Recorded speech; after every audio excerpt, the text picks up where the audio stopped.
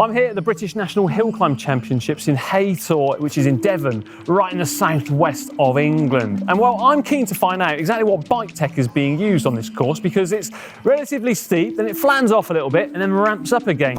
And there is an old term, horses for courses. So today, let's see what horses are going to be used on this course.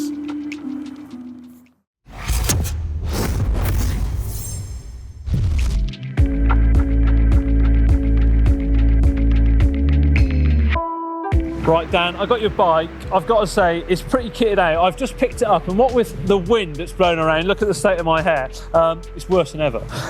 I don't lift it off the ground. I am going to weigh it later on, but yeah, I'm quite frankly scared to, because I was worried it might blow away.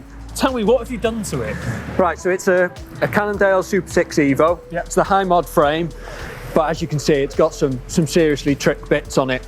We've got the hill climb tubulars, so they're sub 1 kilo for the pair, with some Vittoria Corsa Speed tubulars. Yeah. They're the big thing for hill climbing, you know, wheels is where it's at. You want light, stiff, and they tick all the boxes. The next thing, and this was a big one, this has helped me go crazy light this year, is the MCFK stuff. Yeah. So I've got stem, bars, seat post and saddle. It's all handmade in Germany, and it's, as you can see, it, you know, it's pretty exotic looking stuff. It's cool, isn't it? I think we could just say it is really cool looking. I've got the Cane Creek EE brakes, yeah, which come in the pair is about the same weight as a Dura Race caliper. So wow, half the weight. Yeah, so a big weight saving there. I've got standard SRAM E-tap with a 44 tooth single Cannondale spider ring on the front. Yeah. Cannondale cranks, mega light, really stiff. Yeah. And some nice titanium Keo blades on there as well. Hill climbing's ace because everyone gets to geek out on the bikes, and you know, is that UCI rule?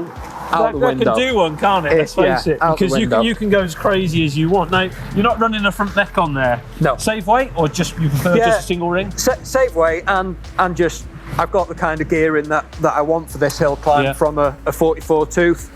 Cool. 1128 on the back, and that gives me everything I'm going to need. Yeah, it's so different seeing bikes basically outside of the World Tour, because people can do to them exactly what they want. Yeah. And that's what I love about the hill climb scene, actually, is, you know, just the bikes. Everyone goes crazy for it. And there's so many different, everyone's got their own ideas of what works, what doesn't work. So there's so many different bikes out there. It's cool. Yeah. Right, I reckon we should weigh it. Right, and it's coming in at 5.1 kilos, which is pretty impressive. What's more impressive is the fact the wind is catching it and the scales aren't being allowed to settle. I just want it to stop being so windy, because we're freezing. Right, Ed, we're going to check out your bike now. And when I think hill climbs, I think about people chopping off bars, drilling holes in things, but I'm pleasantly surprised, really, that you've not got out the Dremel and you've kept everything reasonably standard. But what have you done?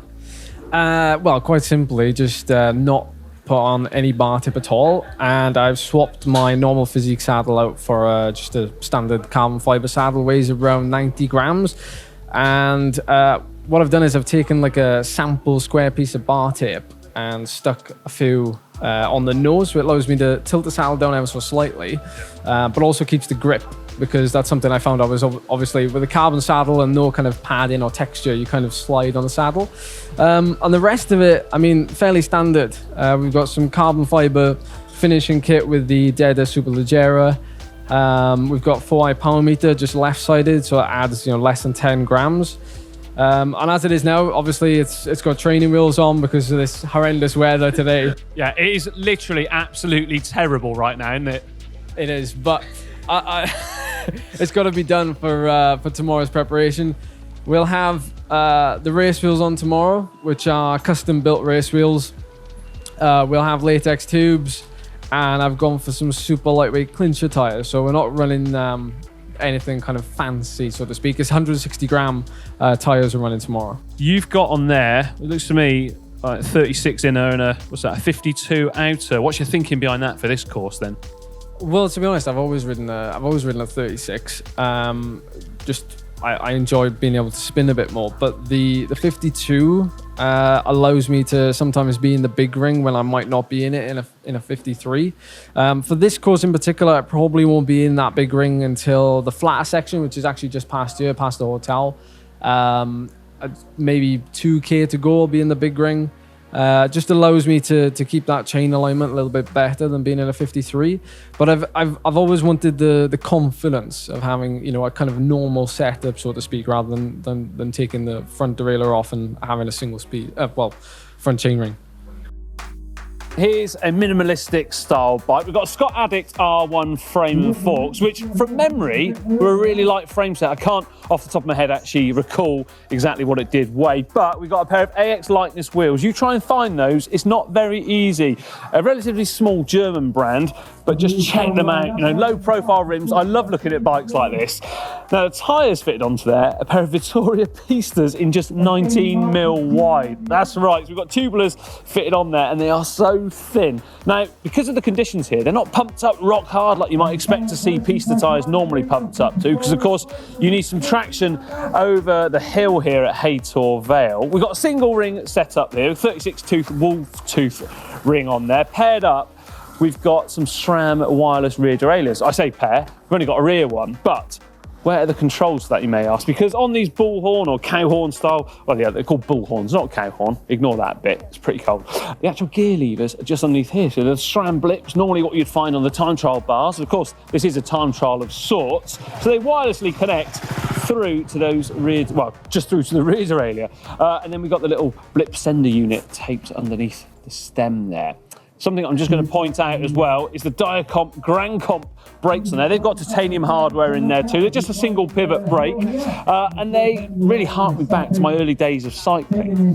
The final piece de la resistance, if you like, is the saddle from Burt Composites. I think they're from Slovenia, and they are really cool and light. And sometimes when you go around the world tour, you spot bits of kit on their bikes too.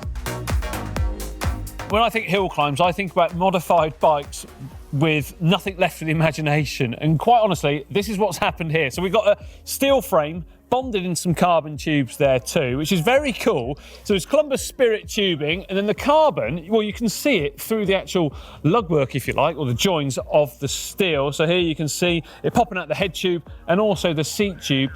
And it's things like this, which I can't get enough of really. Check out the front wheel. We got those Bird Dyneema spokes. You'll remember maybe when I did the video about some weird and wacky wheels, these were in them. So it's a Dyneema, so it's like a nylon, a really tough nylon, if you like, spoke, and you've got the head and also the thread of it embedded into the actual fibres of that. Got a pair of carbon rims on here too. We've also got a chrono, so a time trial specific tubular tyre here, nice and narrow on the front. I really like the file tread pattern on this. It reminds me of the old Corsa CXs from Vittoria. On the rear there, we've got a more modern one, if you like, with a bit of graphene integrated.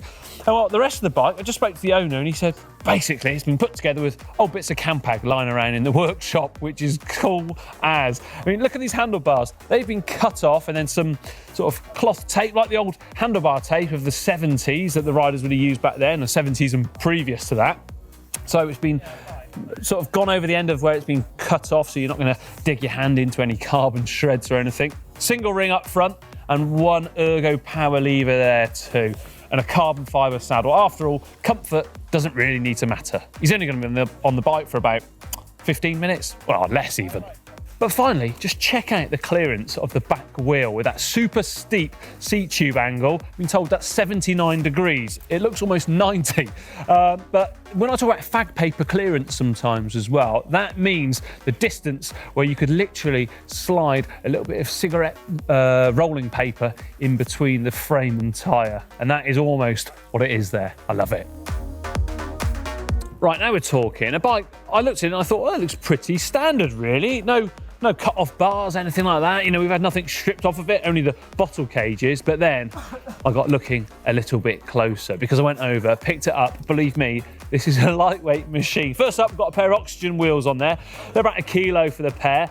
And a pair of Veloflex record tyres on there. Now, they are a very lively bit of kit. We've got some EE brakes there from Cane Creek too. They seem to be a bit of a hill climber's favourite.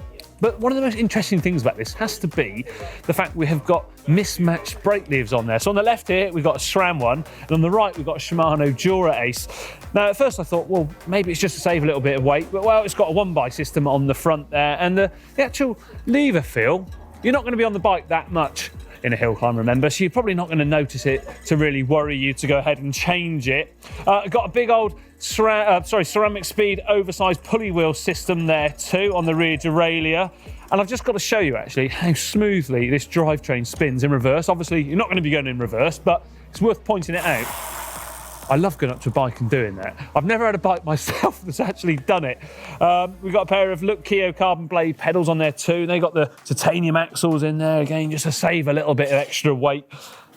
I love looking around these bikes, not forgetting very slimmed down pair of skewers there. And well, no carbon saddle on there, you know, not one just a carbon shell, but instead Italia SLR. Now we're talking then Ridley Helium SL. Helium, of course, a pretty light gas, and SL, that stands for super light. And this bike is super light because I've already weighed it, but I'm not going to tell you the weight just yet. You're going to have to hold your horses. Let's talk then about the bike, because at first glance, you could be forgiven for thinking, well, it's just an everyday average road racing bike, minus, of course, the bottle cages. There's not very many bikes here that tend to be fitted with bottle cages on it. We've got a pair of Tune carbon fibre hubs. So if you look at them here, there's actual hub shells there, carbon fibre, straight pull spokes come out into these Reynolds KOM rims. KOM, of course, we know, King of the Mountains, nice and simple. Fitted onto them, though, is a pair of Vittoria Pista 19mm tubs. I think they're not, yeah, they are 19, just had to check, because they're so super narrow. The fact that the rim is actually wider than them is quite remarkable. Brakes-wise, standard Shimano Dura Ace, this is the 9000 series, but stopping them is, and also changing the gears, are these Jaguar link-style cables. So these save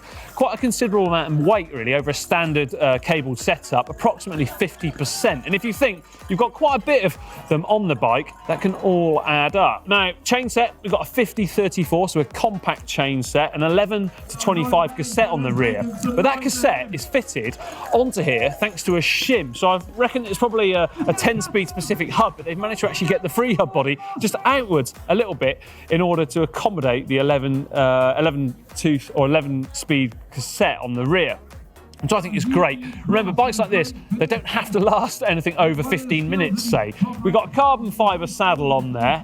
I know what you're all thinking, though. What does it weigh? Well, let's weigh it in. There we are, 5.5 kilos. This one has had nothing chopped off. It's had nothing really removed from it. It's a, well, everyday bike, I guess, in a way.